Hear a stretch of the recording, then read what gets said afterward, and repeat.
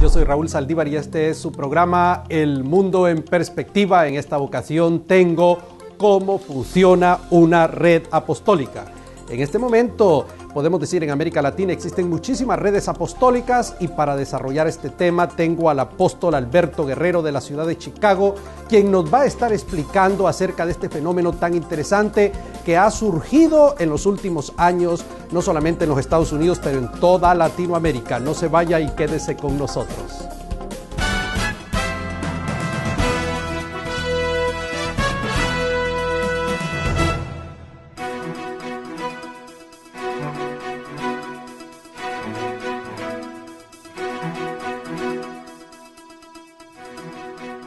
Qué bueno que está con nosotros. Si usted quiere saber cómo funciona una red apostólica, este es el programa que usted necesita ver. Y para desarrollarlo me acompaña mi gran amigo, mi buen amigo Alberto Guerrero del Perú. ¿Qué tal, Alberto? ¿Cómo estamos? Muy bien, muchas gracias por tenernos en este programa. Pues me da muchísimo gusto hablar contigo. En este momento en América Latina está muy, pero muy de moda el tema de las redes apostólicas y aquí tenemos al apóstol Alberto Guerrero que nos va a hablar sobre este interesantísimo tema. Pero antes de hablar de las redes, ¿cuándo es que surge este movimiento apostólico? Porque en mi época, hace 30 años, jamás escuché semejante cosa. Explícanos un poquito para ilustrar nuestra ignorancia. Obviamente la base bíblica en Efesios capítulo 4, versículo 11, el apóstol Pablo instituye 5 ministerios, ministerio quíntuple. De acuerdo, pero ¿cuándo surge el movimiento en América? Usualmente en los 80 es cuando reaparece. ¿En los 80? En los 80 comienza a reaparecer. Dentro del cuerpo hispano se levanta un apóstol Nahum Rosario en el área de Chicago, basado en las escrituras que escribió Jan Eckhart, el apóstol Jan Eckhart del ministerio O Impact. sea, Nahum fue de los primeros... Los hispanos. ¿Hispanos en qué año más o menos? Los 80, cuando estábamos saliendo del legalismo, todavía estábamos bajo no pintura, no pantalla, no pantalón, y en ese tiempo él sale con esta renovación. ¿Y qué pasó en aquel momento cuando surge este tipo de cosas? No fue muy bien aceptado, especialmente el apóstol Jan Eckhart, con los escritos también de Bill Hamon, otro profeta también. Surge el ministerio profético y el ministerio apostólico, que fueron dos herejías grandísimas en ese momento, porque no se hablaba del ministerio profético ni del ministerio apostólico. O sea que el asunto no surgió en América Latina o en Centroamérica, fue aquí en Chicago. Un americano. Bill Hamon lo reaparece y luego Jan Eckhart lo amplía. Y de ahí, ¿Quién es Jan Eckhart? Jan Eckhart es un apóstol del ministerio afroamericano. Okay. Hoy tiene muchas redes. Sus ¿Dónde? redes ¿En qué lugar de los Estados Unidos? Él está en Chicago también. Oh, en Chicago al sur también. de Chicago. Y luego Rosario salió también en con el grupo hispano. Ahora, ¿por qué yo no escuché de esto hasta entrado la década de los años del año 2000? Yo no, antes de eso yo no escuché nada de esto. Todo tiene un auge, porque no fue muy bien aceptado, porque las primeras generación de apóstoles vinieron con una mentalidad de rango. Yo tengo tanto tiempo en el ministerio, me merezco ser un apóstol. No fueron llamados, no fueron entrenados y mucho menos fueron lo que se llama un tutor, no tenían un mentor y cometieron muchos errores y comenzaron las puertas a cerrarse aún mayor. Ahora, ¿cuándo es que el asunto llega a tener un auge, Alberto? Yo diría más en los 90. En el medio de los 90, final de los 90, comienza ya, especialmente en Latinoamérica. A finales y en América Latina, ¿quién comienza esto en América Latina? Yo creo que se une más fuerte es el apóstol Randy Chávez. Centroamérica es el que comienza a expandir. O sea que en Centroamérica él, digamos, podría ser uno de los precursores. Exactamente. Pero ya en los Estados Unidos, Nahum Rosario ya era un apóstol. Bueno, ya. En el ámbito americano, Jan Eckhart y Bill Hamon. ¿Y en el ámbito latino? El apóstol Nahum Rosario y otros apóstoles más que no tenían tanto auge como tenía... Por ejemplo, ¿qué otros apóstoles en los Estados Unidos antes de Ronnie Chávez? Bueno, en California se movió muy más fuerte, pero en una forma errónea, ¿no? Porque viene el ministerio en Centroamérica, de un ministerio muy fuerte, más de 100,000 miembros, y van con el ministerio apostólico, pero mezclan lo que se llama una tradición de la parte de la mujer, la parte del velo, la parte de un sinnúmero de liturgias. Entonces nace un ministerio apostólico, pero controlado por la ¿Qué ministerio apostólico fue este? Estamos hablando del ministerio de Lim, con el doctor Otoniel Paredes, que comienza, ¿verdad? El comienzo del primer apóstol en Centroamérica. Comienza todo bien, pero abrazan unas ciertas doctrinas que en ese momento eran aceptadas, pero a medida que fueron estudiadas no tenían mucho contenido bíblico. Y ahora en este momento, ¿cómo está el movimiento apostólico en los Estados Unidos, América Latina? Tú que viajas por todas partes, ¿está en crecimiento, está consolidado o todavía falta mucho? Se está levantando una nueva generación de apóstoles, una nueva generación ya, número uno, estudiados, y número dos, tuteados. En otras palabras, están siendo mentoreados, tienen un mejor balance y no hay esa arrogancia que había en el comienzo de obligar a la gente a aceptar, ¿verdad?, este mover de Dios. Y sin embargo, hay muchas iglesias que son parte de denominaciones que están haciendo un éxodo a las redes, ¿verdad? Y ahorita podemos hablar más de eso también. Ok, pero ya para entrar al tema de las redes, ¿cuándo Alberto Guerrero entre en la dimensión apostólica? Este año mi esposa y yo cumplimos 15 años, que empezamos en 1996. O sea que los primeros 15 años de tu ministerio aproximadamente estuviste en otra dimensión diferente al del ministerio apostólico. No, tenemos 20 años en el ministerio pastoral. Okay. Y de los 20 años pastoral, tenemos 15 años trabajando en el ministerio apostólico. 5 no. 5 no. Ok, de acuerdo, perfecto. Bien, hablemos de las redes apostólicas. Esta es nuestra primera pregunta. Definamos qué es una red apostólica. Es algo que eleva a los ministros a un nivel, ¿verdad?, de vida a través de conexiones. En otras palabras, es solamente una cadena de iglesias o ministerios que voluntariamente se unen en una estructura organizada con una base bíblica para compartir recursos y poder ser más efectivos en lo que Dios nos ha llamado a hacer. ¿Tú diriges una red apostólica? Exacto. ¿Cómo se llama? RAM, Red Apostólica de Ministros de Restauración. Háblanos un poquito de esta red y cómo funciona. Esta red comienza en el 1996. Nuestra primera misionero, que tú lo conoces, es Ecuador. Nos unimos con él a hacer una extensión de su ministerio. Luego, al mes de eso, en 1996, abrimos nuestra primera iglesia en Maracaibo, Venezuela. A los 2 meses, en Panamá. Y de ahí el Señor nos comienza a abrir las puertas para trabajar con hombres que habían sido heridos, que tienen dones, tienen talentos, pero dentro de su capacidad denominacional no eran tan aceptados, ¿verdad? Porque tenían que pasar por todo un proceso de tienes que primeramente ser un exhortador, luego un predicador, un maestro. Licencia para esto, licencia para la otra, y bla, bla, bla, bla, bla. ¿Cuántas personas están en tu red, Alberto? En este momento tenemos aproximadamente 140 y pico de pastores que están trabajando con nosotros. Oh my goodness, 140 y pico de pastores. Exactamente. ¿Y tú cómo haces para pastorear 140? Lo hacemos a través de otras redes. Por ejemplo, nuestra red RAM da cobertura a 3 otras redes. La primera es RIER, el apóstol el doctor Rafael Osorio, que tú lo conoces, y él tiene también sus 30 y pico de iglesias. Luego la otra red es nuestra red RAM de Argentina, que tiene otras 30 y pico de iglesias, y también la de Europa, que también tiene unas cuantas iglesias más. En España, en el área de Cartagena, estamos empezando una nueva red. Tenemos 80 y pico de pastores, ¿verdad?, de Sincelejo y otras ciudades cerca de Cartagena, que estamos tratando de organizarla y entregarla a nuestro apóstol que está ahora mismo en Bogotá, William Gómez. Muy bien, ¿qué otras redes apostólicas conoces tú? ¿O sabes cuál es la red apostólica más grande que existe? Bueno, todo depende. En el mundo americano yo me muevo con la de Impact, la del apóstol Jan Ecker. Estuvimos afiliados con ellos por muchos años, ya que él había llegado más lejos. Dentro de Centroamérica, Suramérica no había algo fuerte en el momento. Y nos unimos con él y él nos ha enseñado, ha escrito un sinnúmero de libros como El carácter apostólico, cómo transicionar de lo tradicional a lo apostólico, presbiterios, equipos apostólicos. Él tiene muchos libros. Perfecto, Alberto, muchísimas gracias. Vamos a ir a una pausa. Seguimos en nuestro próximo segmento. Usted está viendo El Mundo en Perspectiva. No se vaya, quédese con nosotros.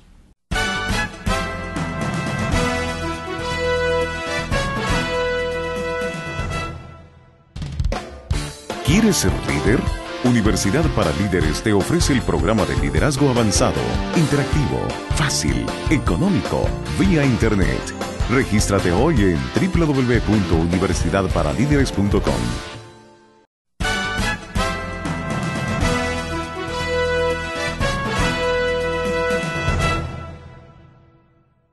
¿Cómo funciona una red apostólica? Es el tema de hoy. El apóstol Alberto Guerrero de Lima, Perú, radicado en Chicago, está conmigo en esta ocasión. Alberto, qué bueno tenerte.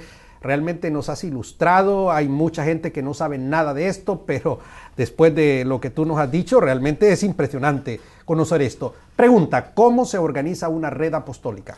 Buena pregunta. Primeramente hay que buscar ministros que tengan la misma afinidad. de propósito, de necesidades, de poder edificar el reino de Dios a través de sus iglesias, y no necesariamente tiene que tener una afinidad doctrinal o denominacional. Por ejemplo, en tu red tienes personas de diferentes... Exacto. En la red de Cartagena, por ejemplo, tenemos ministros de la Iglesia de Dios, Asambleas de Dios. En Panamá tenemos ministros de la Cuadrangular, la Iglesia de la Profecía. En Argentina también tenemos varias iglesias que no son 100% parte de nuestro ministerio, entonces, pero tienen una afinidad de establecer el reino, de plantar iglesias, de entrenar su liderazgo y de poder dar, ¿verdad?, tangible a las necesidades de esta nueva generación. Ahora, una pregunta, porque tú mencionaste denominaciones históricas pentecostales, sí, o no pentecostales. ¿Cómo miran estos concilios o denominaciones que sus iglesias estén en una red? Porque tú sabes, nosotros los seres humanos somos territoriales. Exacto. Por naturaleza. Y entonces ellos son de la Iglesia de la Profecía o Asambleas de Dios, pero también son parte de RAM. Claro, la denominación en sí no son parte de RAM. No, yo sé, claro, pero la iglesia sí. No, tampoco. Es el ministro. Nosotros afiliamos al ministro, y nosotros le entrenamos al ministro. Por ejemplo, en Argentina, el que nos dirige, la red no es la iglesia, es el ministro. Es el ministro. Porque en este caso él está afiliado por una denominación, muchas veces porque la denominación es dueño de la propiedad, porque la denominación tiene lo que se llama el fichero de culto en Argentina, la personería jurídica en Colombia, la corporación en Chicago. ¿Estás diciendo denominación o dominación? Dominación, control. Bueno, pero con todo y eso, Alberto, las denominaciones son territoriales. Exacto. ¿Y qué piensan ellos de que su ministro pertenezca a una red apostólica? ¿Tú tienes feedback de eso? Exacto, dos cosas. Por ejemplo, en Argentina nos pasó que cuando el presidente de esta nominación en el área de San Francisco Solano se enteró, eso hace como 11 años atrás, que la cabeza del San Francisco Solano... ¿Era parte de RAM? Claro, que era parte de RAM, y él había abierto muchas iglesias. Le dijo, tienes que decidir, o estar con nosotros o te vas. Exacto. Y su matrimonio estaba partido por dos. Él estaba desmoralmente, económicamente no tenía ni para comer, porque la denominación le quitaba el 10% para esto, el 20% para aquello, y no lo ayudaba en nada. Él decidió unirse a la red, amén, y en ese momento la denominación, bueno, te quedas en el aire porque no tienes fichero de culto, personalidad jurídica, corporación. Y el Señor nos permitió tomar una iglesia que estaba por cerrarse, que tenía el fichero oculto, utilizamos eso, y en menos de 60 días pudimos establecer nuestra primera iglesia en Argentina, en el área de San Francisco Solano, y a través de esa crecieron otras 33 otras iglesias que pudieron ser parte de esta red. Este hombre, amén, su vida cambió, su ministerio cambió, comenzó a trabajar para algo que todavía está en vigor. Interesante estos conceptos. Alberto, mira, ¿cuáles son los principios en los que se fundamenta el movimiento apostólico y profético? Muchas gracias. En estos momentos siento que hay personas que están oyendo y quieren apagar porque no entienden. Dicen, eso lo apostólico ya pasó. Tuvieron que haber visto a Jesús y tuvieron que fluir en milagros. Ya Jesús está fuera del mapa y no hay forma de ser apóstol. Bueno, en Hebreos capítulo 3 vemos lo que yo le he llamado una vislumbre apostólica trinitaria. Vemos al Padre en Hebreos capítulo 3, versículo 1, mencionando que Jesús es apóstol. Si tú lo lees ahí, es Jesús el apóstol. Jesús el enviado, y conforme a lo que dice el libro de Isaías, el Padre eterno. Luego Jesús ora toda la noche y establece sus 12 apóstoles. Jesús se va, deja al Espíritu Santo, y el Espíritu Santo sigue levantando lo que es Epafrodito, Timoteo, Bernabé. Y el Espíritu Santo todavía continúa. ¿Qué otra base? Efesios capítulo 4, versículo 11. Pablo dice, a unos Dios constituyó ¿qué? Apóstoles, profetas, evangelistas, pastores, maestros. Es la gran mano de Dios que Pedro dice que nos tenemos que someter y humillarnos bajo la poderosa mano de Dios. ¿Cuál es la mano de Dios en esta tierra? Es el ministerio quíntuple. Y de ahí nace, ¿verdad?, lo que vemos en la iglesia neotestamentaria, que es la iglesia apostólica, donde los apóstoles ayunan, oran, envían líderes, se ve un consorcio, porque el apóstol no anda solo, anda en su grupo, lo que nosotros llamamos el presbiterio, de 5 ministerios juntos. Perfecto, excelente. Mira, vamos a ir a una entrevista hasta Tegucigalpa, Honduras, para que Lourdes Pineda nos dé sus conceptos sobre lo que ella piensa de esto. Te escuchamos, Lourdes. Una red apostólica podemos definirla como estructuras formadas con iglesias o redes organizadas donde cuya autoridad o gobierno está centralizado en un apóstol y los profetas. Hemos escuchado a Lourdes, muchísimas gracias, Lourdes. Alberto, tengo una pregunta. Voy a ponerme en la postura de una persona incrédula. ¿por qué en la Biblia el apóstol Pablo habla de obispos? Dice que estableció obispos y diáconos en la iglesia, pero no dice apóstoles. Y dedica 2 pasajes muy importantes en 2 de Timoteo y en Tito, y habla de los requisitos de obispo, etcétera, y de ancianos en la iglesia, pero nunca habló de apóstoles. ¿Qué contestas a esto? Muy bien. Número 1, tenemos que saber que la iglesia era una iglesia bebé. De acuerdo a los historiadores, dicen que los primeros 25 años de la iglesia ya estaba sobrepasando casi 100,000 personas. Obviamente no había una fábrica para preparar líderes. Entonces la iglesia comienza con ancianato, donde ponen más de una persona encargada de una iglesia. Ponen obispos, supervisores, a supervisar la obra que recién estaba empezando. Sin embargo, cuando ya Pablo habla a la iglesia de Éfeso, dice, ok, vamos a poner orden. Y todo el capítulo 4 habla de la estructura, del fundamento, de cómo la iglesia se debe edificar. Pero comienza, no solamente ahí en Efesios capítulo 4, sino también en Gálatas, dice que el fundamento sería puesto por los apóstoles y por los profetas. Y habla acerca del ministerio quíntuple como fundamento y hace una alegoría como lo que habla de Moisés, donde habla de la casa, Jesucristo siendo cabeza. Todo el capítulo 4, cuando tú te glosas, ves toda la estructura, ya no de una iglesia bebé, sino una iglesia que ya pasó su estancia infantil y que ahora tiene que poner estructura para llevar. Pero el detalle es que cuando Pablo escribe Efesios, fue en el año 61, Efesios, sí. Está en una cárcel, el año 61. Y cuando escribe 2 de Timoteo, Pablo está a punto de morir. Y entonces viene el hombre y habla, o Tito, que fue al final de su ministerio. Claro. Al final él habla de obispos y dice, el que desea obispado, buena cosa desea. Y el tipo se tira un montón de requisitos para ser obispo. Claro. Y igual lo hace en Tito, al final de su ministerio, no fue al principio. Entonces, allí es donde algunas personas hacen una pregunta que habla del obispado y no del apostolado. Claro. Ahora, cuando tú vas a ver la job description, la descripción de trabajo, nunca vas a ver la descripción, ¿verdad?, en esa forma como plantador. El obispo habla de carácter, habla de marido de una sola mujer, no bebedor de vino, etcétera, etcétera, etcétera. ¿No? Pero cuando habla del apostolado, habla de estructura, habla de plantación de iglesia, habla de envío, habla de cambiar, de poner fundamento. El obispo viene como base solamente a supervisar lo que ya el apóstol y el ministerio profético. Entonces, ¿cuál sería la diferencia entre un obispo y un apóstol, Alberto?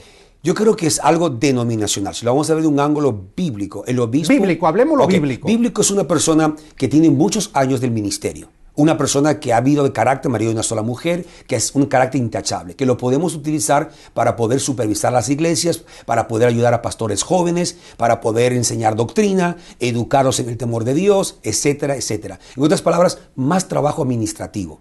Pero el apóstol puede ser, hay un apóstol que nosotros tenemos en Colombia, él tiene 27 años, es un hombre que planta iglesias, es un padre espiritual. A su poca edad ha desarrollado el don apostólico. Obviamente nosotros activamos a él como apóstol, viendo su don. El apóstol que tenemos en Málaga, España, también un pastor joven. Ahora, ¿es válida la figura del obispo? Necesariamente, porque hay hombres en esta vida, en estos ministerios que han servido su vida en el Señor, no tienen el deseo de salir de las 4 paredes, no tienen la pasión y la fe para creerle a Dios por recursos, para plantar iglesias, para viajar, pero tienen un corazón y una santidad para cuidar de lo que Dios le ha dado en sus 4 paredes. Ahora, ¿un obispo puede ser pastor? Obviamente. Yo creo que un obispo no puede llegar a ser obispo, al menos que haya sido, no pastor por decir con una iglesia, pero que haya supervisado y había estado envuelto dentro de lo que es la iglesia. Ok. Sí, estas son preguntas que surgen en el ambiente y que nosotros las escuchamos, de que por qué Pablo hace ese énfasis y no se mete tanto con el tema apostólico como lo hace con los ancianos de la iglesia, y dice que dejó ancianos en Éfeso y que dejó...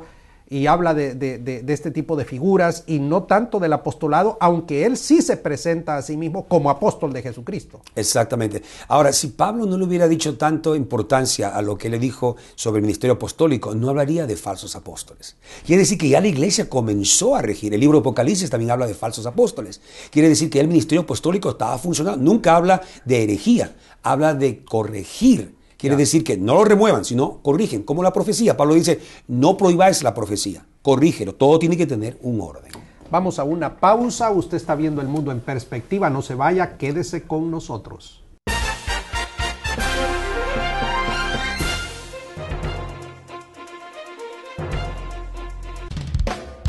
¿Quieres ser líder? Universidad para Líderes te ofrece el programa de liderazgo avanzado, interactivo, fácil, económico, vía Internet. Regístrate hoy en www.universidadparalíderes.com.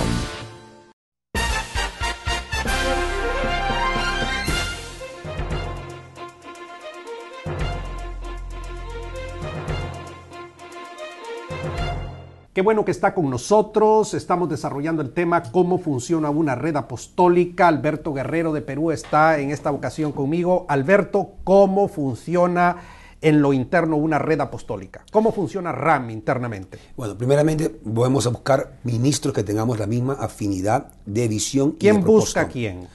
Usualmente cuando vamos a entrenar pastores, usualmente se unen si tienen la misma afinidad. No necesariamente doctrinal, como expliqué anteriormente, ni mucho menos tienen que tener la misma liturgia en su forma de servicios o metodología. Después que tengamos el mismo propósito de alcanzar nuestra ciudad, de plantar iglesias, de ejercer guerra espiritual, se pueden unir a la red. Ahora, tenemos que establecer primeramente, en esta ocasión, yo como apóstol, que el Señor nos ha dado la visión, con un cuerpo que se llaman el presbiterio. Una vez que se establece esa primera parte, se establece el propósito o la misión que vamos a alcanzar, para ver si los demás pastores están de acuerdo y estamos afinados a lo que se vaya a llegar.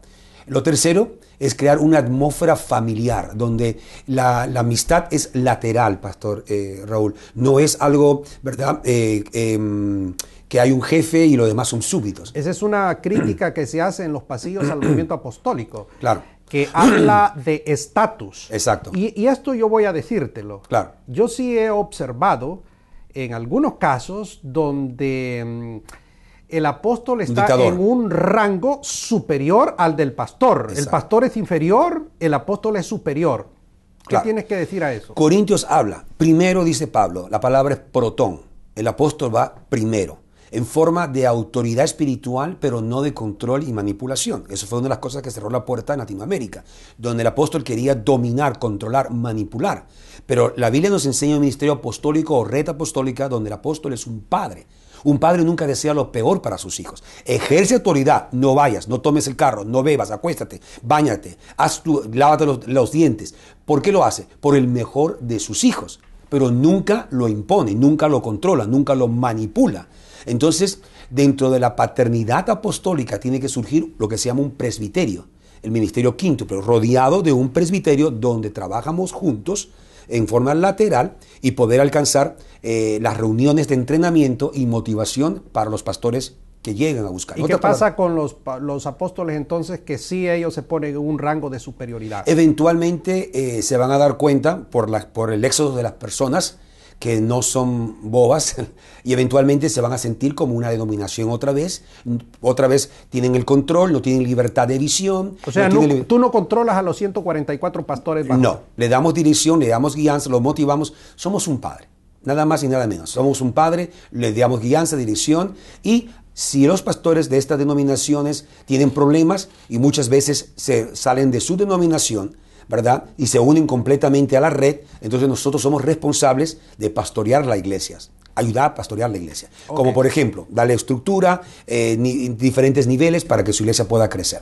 Volviendo al tema del funcionamiento, ¿cómo se reúnen? ¿Cómo reúnes tú a los 144 pastores? ¿Tienes un cónclave anual o vas a cada país y te diferentes países? Hacemos diferentes seminarios, le llamamos, ¿verdad?, cumbres apostólicas, o a veces, ¿verdad?, la red apostólica presenta un congreso apostólico y profética. Y estos 144 personas tienen tu número celular, pueden llamarte en cualquier momento y decir, Pastor Alberto, tengo un problema, ayúdeme. Tengo el presidente de esta red, que es el apóstol Manuel Concuba. Él se quedó como apóstol, presidente. Yo soy solamente un fundador y soy asesor en este momento debido a que estamos plantando nuevas iglesias. Estoy tomando el rol más del pastor en este tiempo por las iglesias que estamos plantando y el apóstol Concuba está como presidente de la red. Él contesta las llamadas telefónicas, él organiza los entrenamientos, entonces ya solamente yo aparezco con él y hago el entrenamiento. Una pregunta, la gente se está haciendo esto en su cabeza evidentemente. ¿Quién nombra a una persona apóstol? Porque una de las críticas dice es que se autonombró él, claro, ¿verdad? Entonces, ¿quién nombró? ¿Quién le dijo a Ecker que era un apóstol? Claro, no vamos a decir que Dios le dijo, no, ya sabemos eso.